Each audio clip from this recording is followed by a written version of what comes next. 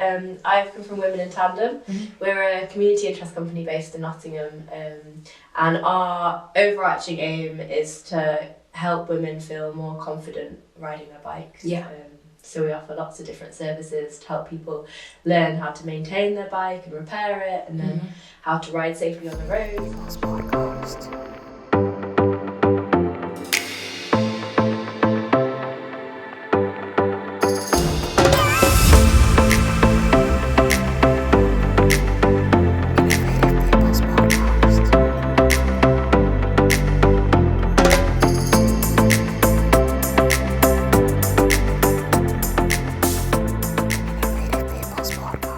Joining us today here in the Skilled Hands podcast.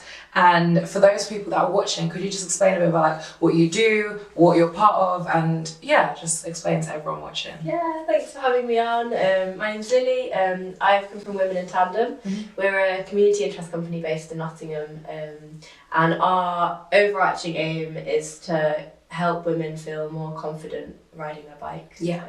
So we offer lots of different services to help people learn how to maintain their bike and repair it, and then how to ride safely on the roads and how to feel more confident riding. And then we offer a general repair service, so anyone, men included, can get their bike fixed with us. Cool. It's not just for women. And then we do paid repair classes, so essentially it's entirely women-led. Our target audience is women, but we welcome the support of allies to get involved and support what we're doing and make cycling more diverse. Amazing. Okay, cool. And roughly how many people are involved like behind the scenes, or like, because what's your role within Women in Tandem? So me and my friend Steph set it up.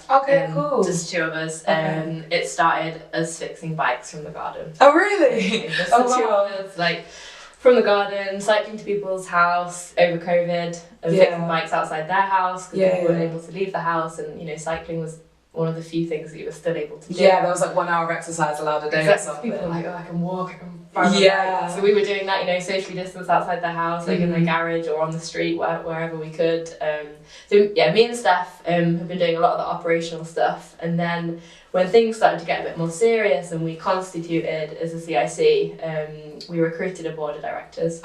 So me and Steph are staff, and we're working every day. And then there's the board of directors, so we've got Charlotte and Rachel and Aman, who are volunteers, and they've got lots of other commitments as well, and a lot of them have kids. So they help whenever they can and help with the kind of strategy and like forward planning and behind the scenes stuff, and we have like regular meetings and things, so they kind of guide Steph and I and look at long-term planning. Amazing. Me and Steph are there on the ground. So this is really like your baby, like you and your friend Steph, you started this together, and it's like, when did you begin, like when did Women in Tandem start? 2020. So just after or during just COVID. At the beginning. It was kind of the beginning of COVID.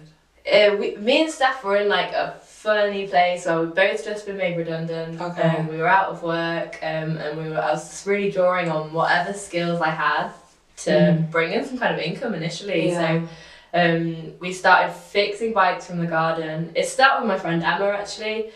She was fixing a mate's bike and then was like, oh, can you check over it? And I was like, look, if you're getting me involved, then we need to get parts. We need this to be like a bit more official if we're going to hand this bike back to the customer and charge money. So I started helping her, and then there are some bikes. Steph's a much more experienced mechanic than me. So she's been like 9 years working as a mechanic. She knows her stuff. And is much more patient with bikes than I am. So soon I got stuck on a bike, rang her up, can you help me? And initially it was like we just pay ourselves like a cut of the work we did. So someone pays for a service, a bit goes into the business, a bit goes to us. So it was like invoicing, Women in Tandem. And then we decided that we wanted to do more than just fix people's bikes for money. That wasn't enough. We could see from the people that I'm connected to, and just having worked in the industry for a few years and been riding my bike myself, that there are significantly less women cycling than men. And this is backed up by statistics and research, 100%. And that just men have more confidence to ride their bikes. We're still figuring out like what the reasons are for that and what the additional barriers that women face. Some of the obvious ones are like financial. So women generally have again, I'm speaking hugely on general terms now, but like women have less disposable income to spend on leisure activities. Yeah. You know, there's the gender pay gap. Generally, women have less money, but then there's also women often hold more childcare responsibilities and are unable to prioritise themselves in the same way. And then so childcare in itself is a barrier. A lot of women can't attend like evening and weekend activities because of childcare. So they're two big barriers that we wanted to help break down to enable more women to cycle. So a lot of our all of our activities for women are free. We always provide childcare opportunities. Oh, so that's great. That's super basic. It's not like a crash. It's more like a child-minding thing. We'll have volunteers, or if there's two of us, I'll be playing with the kids while Steph's teaching.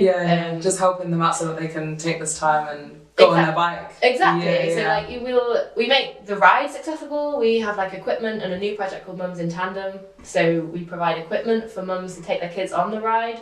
Or if it's a maintenance class, one of us will be there. We've got lots of toys in the workshop, playing with the kids, so you know their mother can get involved in the course. That's lovely. Like that's so great, honestly. Oh, thanks. That was great. I went on a bit of a tangent there. No, that was absolutely amazing. Don't be silly. There's no such thing as a tangent here, as long as we're talking about women in tandem. How did we set up? Where did we?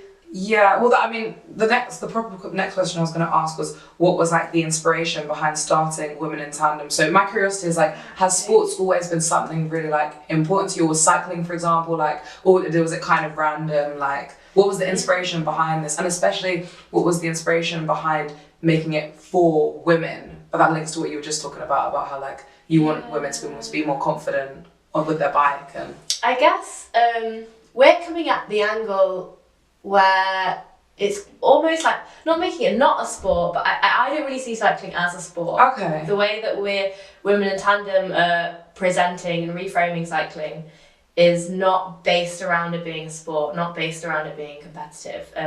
I acknowledge that it is, and for some people, and that's fantastic, you know, they love that, you know, they're working against their own time and they're improving their fitness and that's fantastic. It's something we should definitely celebrate. But I think what we're trying to use cycling for is as a main mode of transport. So there's it's a cheap, efficient way to get around town. Yeah, it's sustainable. It's carbon free, that you're not using. So more like making it a part of almost like everyday life in a sense, rather than I need to be fully fit and be cycling and it's all about sports. Then it's there's more to it than that. Because and I think people, when you see, like if you look through a cycling magazine, it's full of like skinny white men on really fancy bikes. Yeah, I know what you mean. And you look at that and you're like, that's not me. Yeah. Cycling's not for me. Yeah. And you get a lot of people coming into the shop and being like, oh, I'm not a proper cyclist. Like, my partner's a cyclist, and I just ride around. It's like, no, you ride your bike every day.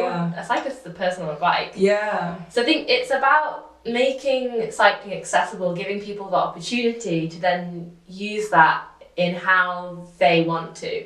So it might be that they start just getting a bike and riding around town, and then they love it, and then they go down that sport avenue. And you know, we've got connections with other partners like Her Spirit, and they do like triathlons and races. Yeah, of course, yeah. But then there's also connected to things like, I guess it's called like bike packing now, but like going places on your bike on holiday. So like taking a tent and going to Peak District, camping out, carrying all your stuff on your bike and going on multi-day trips, going cycle touring, using like cycling as your main way to go on holiday and like get around. There's loads of like avenues that become open once you're used to being on a bike. Exactly, and you start with like your cheap bike, like, you know, we've got bikes at like 65 quid. They're not amazing, but they get around. And then people might be like, oh, I really like going off-road, I like going on trails. They might go into like mountain biking more, or they might want to get a bike that goes faster so they can go further.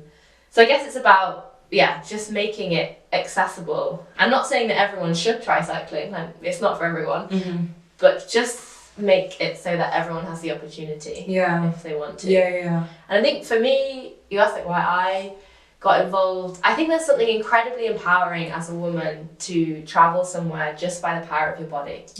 Like you are, especially if you learn the maintenance skills to repair your bike. So if something goes wrong on your bike, you fix it, you get back on the bike, and you keep going, and before you know it, you've travelled miles and miles, and it's just you and the bike. And for me, the cycling that I've done in my life has brought me like a huge sense of freedom a lot of joy. Yeah. Met a lot of incredible people in different communities, and it's just a way to like explore and have adventures. And so I think that kind of feeling that's brought in me, I'm like, I want other people to be able to experience that. It doesn't have to be expensive. There's a few barriers that we do need to overcome, but I just want to make that possible for others to kind of use that skill in their own way as well. And it's almost like a community like coming together, like the cycling community in a way, because it's people from all different walks of life that are like bonding over this one thing. Community is the heart of what we do. Like we are entirely community focused. Like it is about building that community, and I think that's what gets more people involved in cycling and makes people feel like it's their space too, and they can get involved. And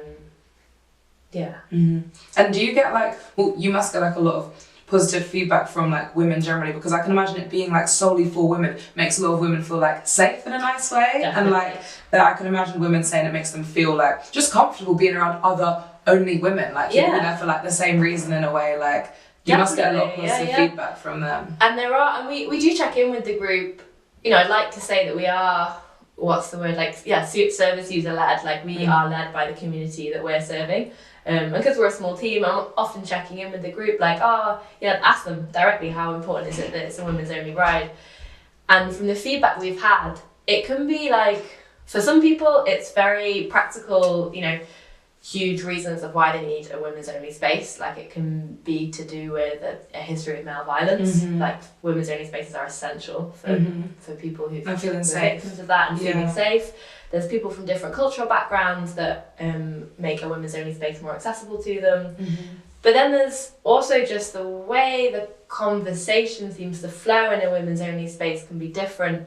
So I've done cycle with clubs that are mostly for men, like I might be the only woman in the group, and this is what other people have said to me as well, not just what I'm making up. But the conversation seems to be more about like, oh, what group set have you got on your bike? What drivetrain you riding? Like very techie, like what bike you got? How many miles an hour are you going? How many watts are you doing? You're like, I can talk about that. But like, I don't find it really interesting. Like I don't really care how too technical.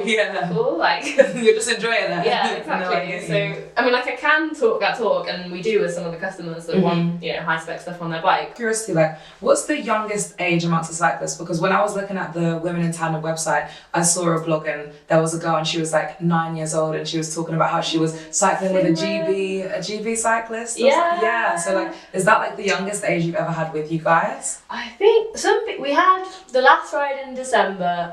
One of our ride leaders, Emily, bought her daughter, who I think is 2, just on the back of her bike. Oh, okay. She's very confident cycling with her kids and has all the equipment as well. And we're trying to like get equipment to provide to people so other people can do that too. But I think that's probably the youngest, like 2, and then we have older people. Not sure exactly how old they are, but people who, you know, have retired. It's like all ages. It's all ages, and I think there's also something quite special about that, like intergenerational hangout space. Like people come together, and it's cycling that's bringing them together. So they have got something to talk about. They can talk about the space that they're, you know, what's going on around them, what they're seeing, and they can talk about cycling.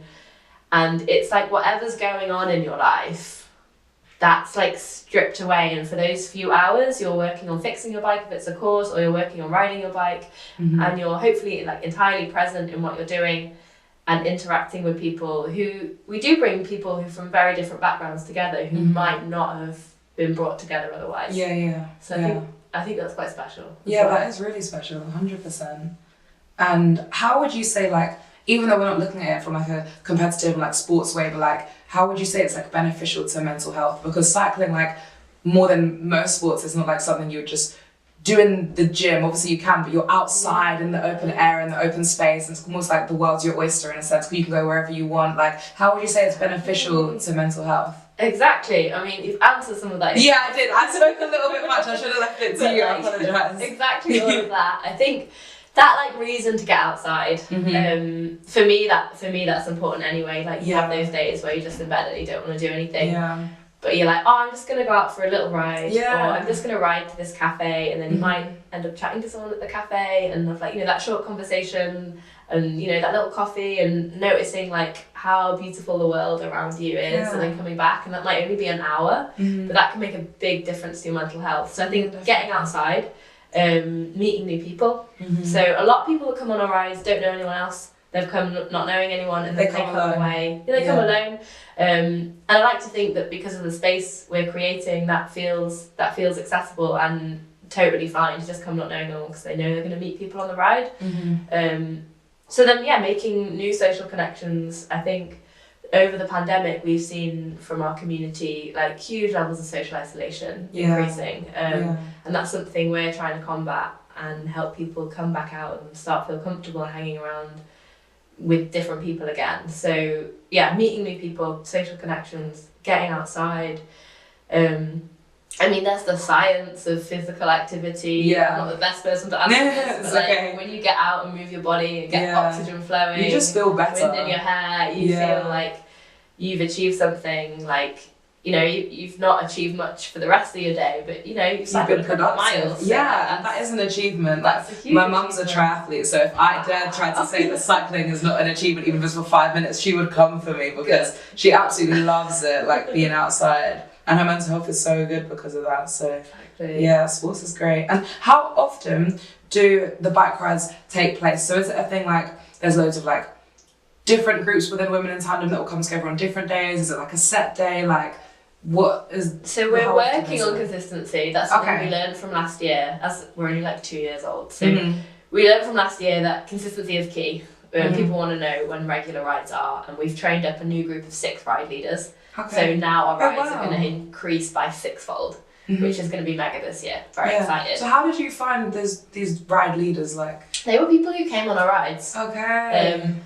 So they've come on our rides really enjoying it. You can see they're really confident. I opened it up to everyone to apply. Did like a little like mini application form that basically said like, why do you want to do that? And then like cycling, that was funded by Cycling UK. They trained and brought a trainer in and trained them. Amazing. But you asked when the rides happen, which is a more important bit of information. So at the moment, we didn't do so many over winter. Ice and cold isn't great for new cyclists. So they're going to be at least one longer weekend ride. I say longer, and I don't like to use words like intermediate or like words that make people feel like that might not be for them, but we say the longer weekend rides, just be comfortable in your saddle for 3 to 4 hours. And there'll always be a cafe stop. But we never leave anyone behind, no drop policy. We're riding together as a group, and we always have 2 ride leaders. So if something happens that we have to split the group, we do that. Or one person can take someone home if they need to. And then last year, our weekly beginners rides on a Tuesday were really popular. So that was every week on a Tuesday at 6. We did vary the start point to make that accessible to different areas of Nottingham. So obviously if you're a beginner cyclist and the ride always starts in town and you live in Arnold, like that's a problem. So we'd start it like, Bulwell, Arnold, Stenton, St Anne's, like Meadows. We'd kind of rotate a bit. So it would vary who came.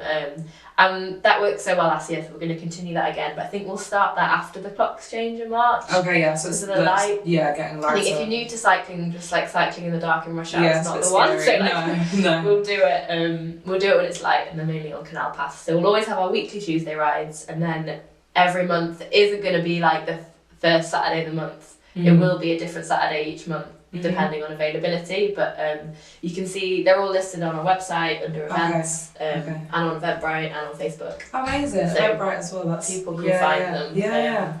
So always check online, or it's just me and Steph managing the social media inboxes or emails. So people just message and say when's the next ride. And where is like, this is just like a curiosity question, but like, what's like the furthest distance you guys have cycled, or you personally like? Which one? Women in Tandem or me? Can I ask both? Like the first one, Women in Tandem. I think our longest ride for Women in Tandem would have been one of the loops out to one of my favourite cycling cafes called Velo Verde. Which is out in Scraverton. So we started at Trent Bridge and rode kind of along the river and through the Vale of Beaver and back. So that was 25 miles. Wow. How long did that take? That did take all morning. Wow, We did have quite a long stop at Vele Verde. They do really great home I love this cafe stuff. I feel like it's like tempting. Cafe stops are special. Like a ride is always made better. And having a snack, I could imagine. So I think that was the longest women in tandem ride. We did ride to Derby with Team UV, the track cyclist. Oh, nice. Yeah.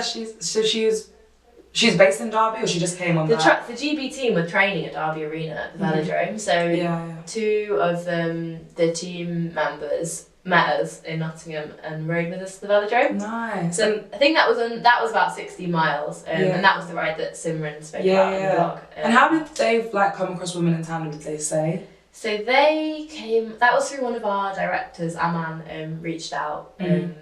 Because she knew that they were training at Derby Velodrome and just reached out to the team captain and said what we were doing, and they were a women's team, and they ended up giving a talk at our opening at the workshop. Oh, lovely. And I think that was quite inspiring. These are a group of young women. I think they're between 19 and 24. I'm not sure exactly. Young women who are professional cyclists, which is rare.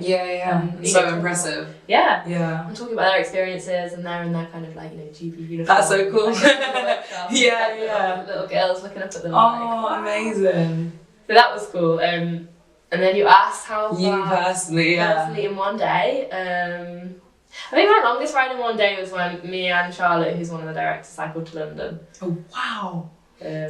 Not back. No. I think we got the train back. Yeah, I was gonna say that. How I can't even imagine that was all day. Even me doing when I drive to London, I'm at the end of it, so I can't imagine cycling. It did get really dark, and we at Luton we ended up getting on the train. Oh, okay, fair enough. I think that was 125. That's incredible. That's crazy. On a road bike. And did you enjoy that? Yeah. Oh wow. I mean, we took all day. You could have just got your head down. But we stopped a lot. We planned a nice route that wasn't necessarily the most direct route. Yeah. But it was one of the nicer routes along the NCN, National Cycle Network. But I think now, personally, I'm getting more into off-road cycling, where distance isn't as important in terms of the goal. It's more about you can really explore places that you couldn't get to otherwise, which for me is exciting. Yeah, 100%. And just going back to what we were talking about earlier, and I was asking what's the youngest age? Is there an age group you would say is the most popular? Not on purpose, it just happens to be, or it generally is just a big variety? It is a big variety. I guess from what women in tandem have seen, so there's kind of connections that have grown out of that initial network that me and Steph have. So there's people. So I'd say there's people who are our age. Yeah. I'm 29, so I'd say people in their 20s. Yeah. But then we see a lot of people who've retired, who are starting cycling. They've got a bit more time and start cycling. Then we're also seeing a lot of mums. Yeah, of course. So it varies. I can't say that there's That's fine. a specific age that comes on the ride. It really is mixed, and there's no way of guessing who's going to come, and I kind of like that. Yeah. And do you get a lot of people that are obviously you said you don't want to say stuff intermediate and beginners and stuff, but are there some people that have almost never really ridden a bike and they just come along? Yeah, definitely. And I think that has sparked us to start a new plan this year where we're going to start doing learn to ride sessions, because we notice some people come and they say, I've not ridden a bike since I was a child. Yeah. And that could be 20, 30 years ago. Yeah. You can stay on your bike. Basically, we just don't really want you to fall off in the canal. Yes, so that would be ideal. So if you could just be stable and not fall off your bike, that's enough. You don't have to be particularly skilled in navigating any techie bits or going far or going fast. You can just ride for a bit. It's just that initial thing of being able to ride a bike that we're now going to offer initial sessions for, but otherwise there's no other criteria. Yeah. And what is the main social media platform for women in tandem? Is it Instagram or TikTok a thing? Not TikTok. Okay, cool. Just I'm a bit too old for that. One day maybe. But I think Instagram and Facebook. Instagram we're women _ tandem, and then Facebook we're women in tandem knots. I find Instagram more fun just because it's more visual. So I tend to do our posts on Instagram and then they'll duplicate to Facebook. But actually a lot of our engagement comes through Facebook and sites. Okay, so that's like the main way people find out about you guys. A lot of people who are already in like communities online, like cycling groups on Facebook, find us through there. There is that stereotypical thing of like older people are on Facebook. People on Instagram, and that is reflected. Of course, I can can engage with imagine. us too. Instagram and Facebook.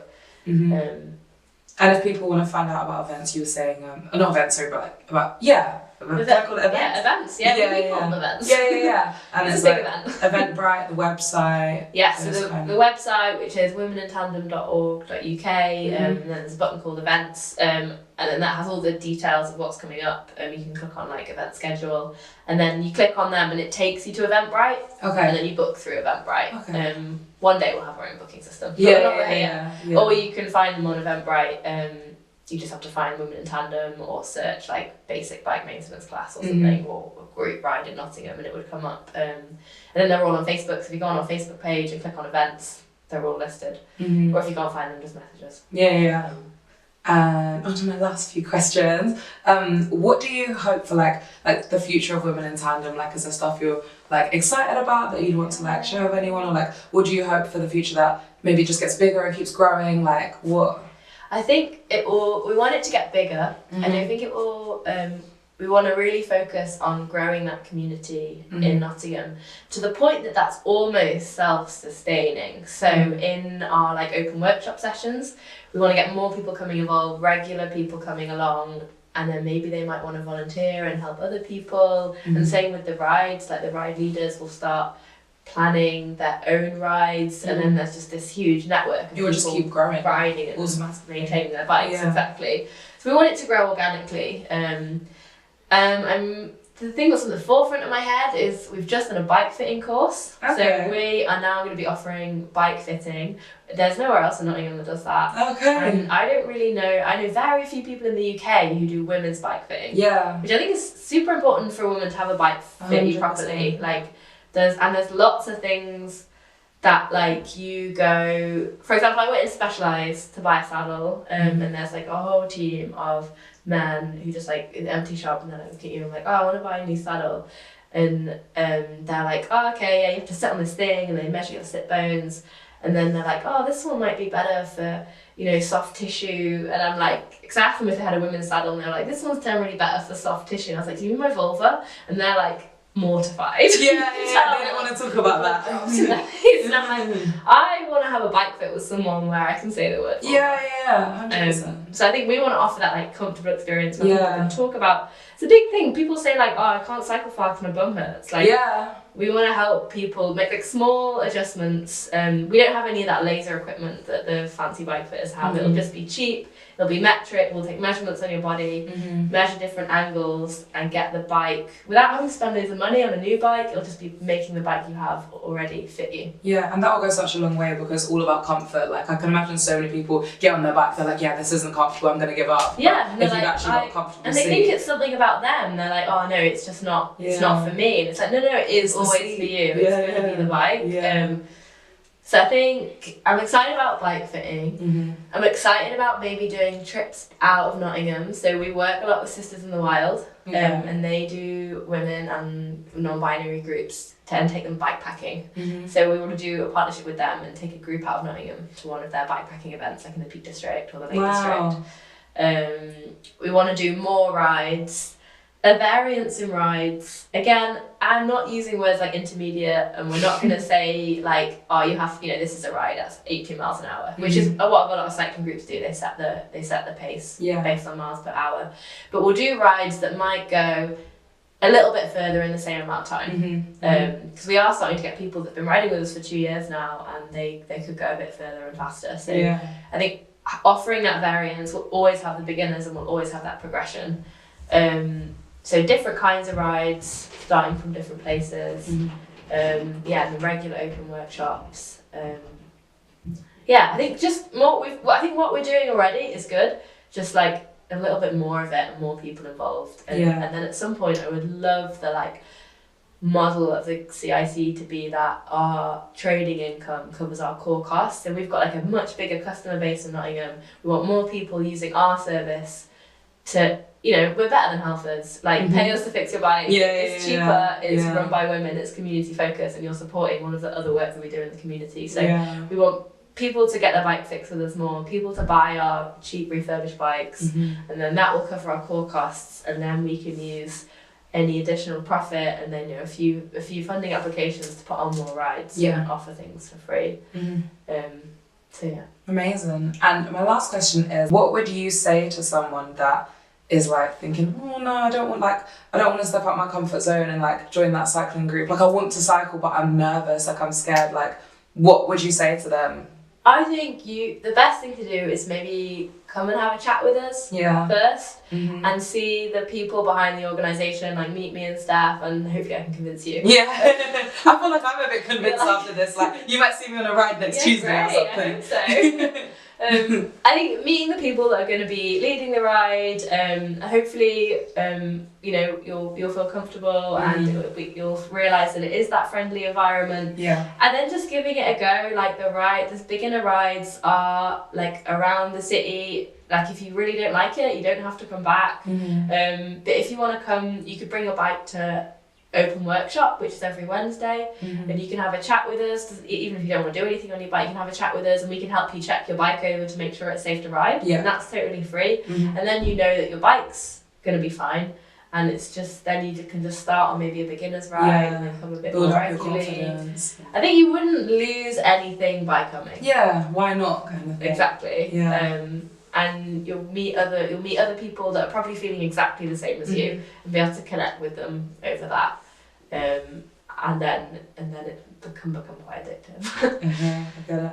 Well, that is all my questions, and thank you so much, Lily. You've been amazing. Thank you so much for joining us on our podcast, and I wish you guys all the best for Women in Tandem. Oh, thank you. Thanks for having us.